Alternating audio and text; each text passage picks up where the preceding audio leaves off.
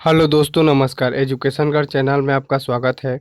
दोस्तों, आज हम इस वीडियो में 18 से 19 सितंबर 2020 इम्पोर्टेंट करेंट अफेयर संबंधित जितने भी महत्वपूर्ण क्वेश्चन बन सकते हैं, सारे क्वेश्चन के बारे में डिटेल से डिस्कस करेंगे और हर क्वेश्चन से संबंधित इंपॉर्टेंट फैक्ट मैं आपको बताऊंगा।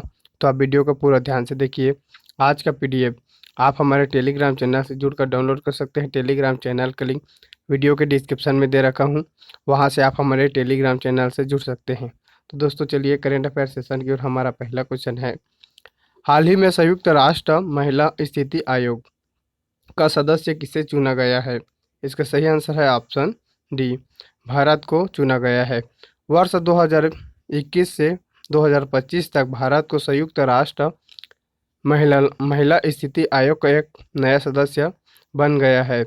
इस संस्था का सदस्य बनने के लिए भारत, अफगानिस्तान और चीन, तीन देश चुनाव के रेस में शामिल थे। वहीं दूसरी ओर चाइना इस निकाय में सुरक्षित सीट पाने में नाकाम रहा। अब दोस्तों, इसका जो क्या महत्व है उसके बारे में जानिए।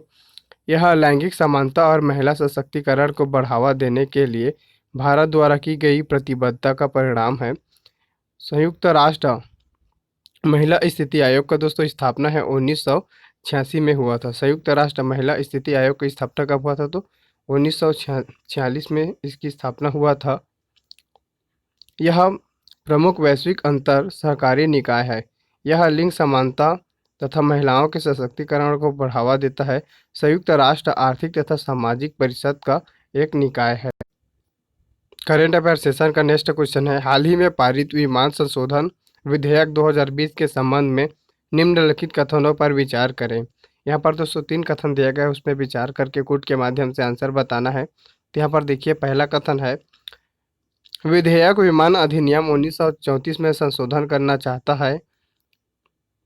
दूसरा कथन है, इसका उद्देश्य नियामक संस्थान को वैधानिक दर्जा प्रदान करना है, जिसमें नागरिक उन्नयन महानिदेशालय भी शामिल है। यहाँ पर इसमें तीसरा कथन है, नए नियमों के तहत उल्लंघन के लिए जुर्माना राशि 10 लाख को बढ़ाकर 1 करोड़ रुपये करने का प्रस्ताव है। अब दोस्तों, इसका आंसर हम देखते हैं कोड के माध्यम से। तो इसका सही आंसर होगा ऑप्शन यहाँ पर सी, 1, 2 और 3 सही है। क्वेश्चन का स्पष्टीकरण देखते हैं। विधेयक विमान अधिनियम 1934 में संशोधन करना चाहता है, जो कि नागरिक विमानों के निर्माण, कब्जे, उपयोग, संचालन तथा बिक्री, आयात निर्यात को नियंत्रित करना चाहता है। यह एयरोड्रोम का लाइसेंस प्रदान करता है। साथ ही यहाँ पर दूसरे क्वेश्चन से संबंधित कुछ और इम्पोर्टेंट फैक्टर देखते हैं। इसका उद्देश्य 3 मौजूदा निकाय, नागरिक उन्नयन महानिदेशालय, नागरिक उन्नयन सुरक्षा ब्यूरो और नागरिक दुर्घटना जांच ब्यूरो, संवैधानिक निकाय के अंतर्गत नागरिक उन्नयन मंत्रालय के तहत धर्मांतरित करना है। कथन 3 के बारे में देखते हैं। नए नियमों के तहत उल्लंघन किए जुर्माना की राशि को 10 लाख से बढ़ाकर 1 करोड़ रुपए करने का भी प्रस्ताव है। यह जल्द ही अधिनियम बन जाएगा, क्योंकि राज्यसभा ने इसे 15 सितंबर 2020 को पारित किया था और इसे मार्च 2020 में लोकसभा द्वारा पारित किया गया था। अब दोस्तों, इसका जो राष्ट्रपति का हस्ताक्षर करने के बाद यह अधिनियम बन जाएगा। नेक्स्ट क्वेश्चन है, हाल ही में विश्व बैंक के कार्यकारी निदेशक के रूप में किसे नियुक्त किया गया है? इसका सही आंसर है ऑप्शन ए, राजेश खुल्लर को नियुक्त किया गया है। 1988 बैच के आईएएस अधिकारी राजेश खुल्लर को वाशिंगटन डीसी स्थित विश्व बैंक के कार्य निदेशक के रूप में नियुक्त किया गया है। उन्हें पदभार ग्रहण करने की तारीख से 3 साल के कार्यकाल तथा या उनके पद मुक्ति से 23 अगस्त 2023 की मंजूरी दी गई है। राजेश खुल्लर के बारे में जानिए दोस्तों। यहाँ पर वर्तमान में यह मुख्यमंत्री मनोहर लाल खट्टर के प्रधान सचिव के रूप में तैनात है। यह विश्व बैंक के कार्यकारी निदेशक के रूप में भारत, भूटान, बांग्लादेश, श्रीलंका सहित देशों के एक समूह का प्रतिनिधित्व करेंगे। और दोस्तों, यहाँ पर जो संयुक्त विश्व बैंक के समूह के 25 कार्यकारी निदेशक शामिल हैं, जो प्रत्येक देश के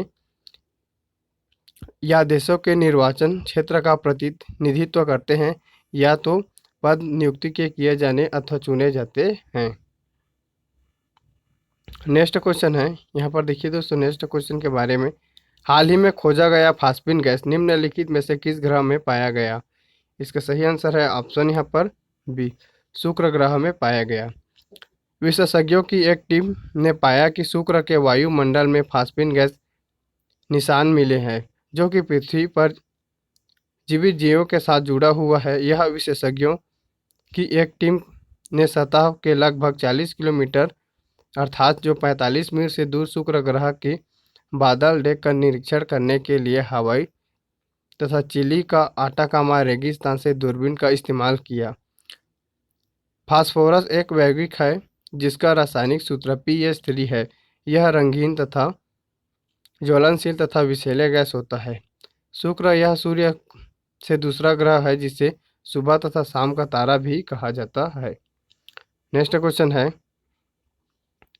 हाल ही में समाचार में देखा गई मेकेदातु परियोजना किसके बीच विवाद के कारण है? इसका सही आंसर है ऑप्शन सी, तमिलनाडु और कर्नाटक के मध्य विवाद का कारण है। मेकेदातु परियोजना कर्नाटक और तमिलनाडु के बीच विवाद का कारण है। समाचार में अब दोस्तों ये क्यों है इसके बारे में जानिए। कर्नाटक के सरकार रामनगरा जिले के मेकेदातु के पास कावेरी नदी पर एक बांध निर्माण के लिए केंद्र सरकार को मंजूरी लेने जा रही है, जो बेंगलुरु के पेयजल आपूर्ति करने तथा और क्षेत्र के भूमिगत जल तालिका के पुनर्भरण का भी प्रस्ताव है। अब दोस्तों इसका विवाद का कारण क्या है? तमिलनाडु का तर्क है कि इस परियोजना से तमिलनाडु की कावेरी नदी का जल प्रवाह प्रभावित होगा तथा उच्चतम न्यायालय ने इस विवाद पर कहा कि जून से जनवरी की अवधि के दौरान तमिलनाडु के लिए पानी छोड़ने हेतु कर्नाटक कावेरी बेसिन मौजूदा भंडारण को ध्यान रखा जाना चाहिए।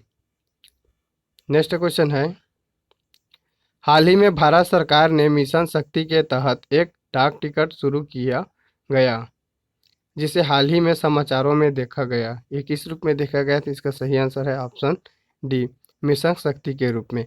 15 सितंबर को अभियंता दिवस के अवसर पर भारत की पहली सैटेलाइट ए-सैट मिसाइल पर एक स्वनिर्धारित स्टेम को मिशन शक्ति की स्मृति में लॉन्च किया गया। डाक विभाग द्वारा डाक टिकट लॉन्च किया गया था। मिशन शक्ति यह रक्षा अनुसंधान और विकास संगठन DRDO के ने 27 मार्च 2019 को ओडिशा स्थित डॉक्टर APJ अब्दुल कलाम द्वीप से एंटी सैटेलाइट ए-सैट मिसाइल का सफल परीक्षण किया था जिसका नाम था मिशन शक्ति। इस मिसाइल के परीक्षण पृथ्वी की निचली सतह पर किया गया था। नेक्स्ट क्वेश्चन है, हाल ही में संपन्न हुए अंतर्राष्ट्रीय लोकतंत्र दिवस 2020 का विषय क्या है? इसका सही आंसर है ऑप्शन बी, कोविड-19 स्पॉटलाइट ऑन डेमोक्रेसी इसका सही आंसर है। क्वेश्चन के स्पष्टीकरण देखते हैं। संयुक्त राष्ट्र द्वारा 2007 में पहली बार लोकतांत्रिक सिद्धांतों को बढ़ावा देने के लिए अंतर्राष्ट्रीय लोकतांत्रिक दिवस के रूप में चिन्हित किया गया था। अंतर्राष्ट्रीय लोकतंत्र दिवस 2020 का विषय है कोविड-19 स्पॉटलाइट ऑन डेमोक्रेसी है। इसका उद्देश्य दोस्तों किस लिए इस दिवस को मनाया जाता है? तो इस दिन का उद्देश्य लोकतंत्र के सिद्धांतों को बढ़ावा देना और संरक्षित करना है। यह पुष्टि करने के लिए लोकतंत्र एक सार्वभौमिक मूल्य है जो लोगों की अपनी राजनीतिक, सामाजिक और आर्थिक तथा सांस्कृतिक प्रणालियों को व्यक्त करते तथा जीवन के सभी पहलुओं और उनकी भागीदारी को व्यक्त करने के लिए स्वतंत्र रूप से व्यक्त की जाती है। नेक्स्ट क्वेश्चन है, हाल ही में समाचार में देखा गया बैंकिंग विनियमन संशोधन विधेयक 2020 किससे संबंधित है? इसका सही आंसर है ऑप्शन ए, सहकारी बैंकों के पुनर्गठन से संबंधित है। नेक्स्ट क्वेश्चन है, हाल ही में समीर कुमार खरे को किस अंतर्राष्ट्रीय संगठन के कार्यकारी निदेशक के रूप में नियुक्त किया गया है? इसका सही आंसर है ऑप्शन सी, एशियाई विकास बैंक के कार्यकारी निदेशक के रूप में समीर कुमार खरे को नियुक्त किया गया है। कैबिनेट की नियुक्ति समिति ने समीर कुमार खरे को एशियाई विकास बैंक मनीला के नए कार्यकारी निदेशक के रूप में नियुक्त करने की मंजूरी दे दी है। उन्हें 3 साल के लिए कार्यकाल के पद पर नियुक्त किया गया है। समीर कुमार खरे के बारे में जानिए। वे असम कैडर के 1989 बैच के भारतीय प्रशासनिक सेवा IAS के अधिकारी हैं। वे वर्तमान में वित्त मंत्रालय के तहत आर्थिक मामलों के विभाग में अतिरिक्त सचिव के रूप में सेवारत है। अब दोस्तों जो एशियाई विकास बैंक है इनके बारे में जानिए। दोस्तों इसकी जो स्थापना है 19 दिसंबर 1966 को किया गया था और यह दोस्तों एशिया में सामाजिक तथा आर्थिक विकास को बढ़ावा देने के लिए इसे स्थापित किया गया था। नेक्स्ट क्वेश्चन है, हाल ही में निम्नलिखित में से किस मंत्रालय ने पूर्वोदय पहल की शुरुआत की है?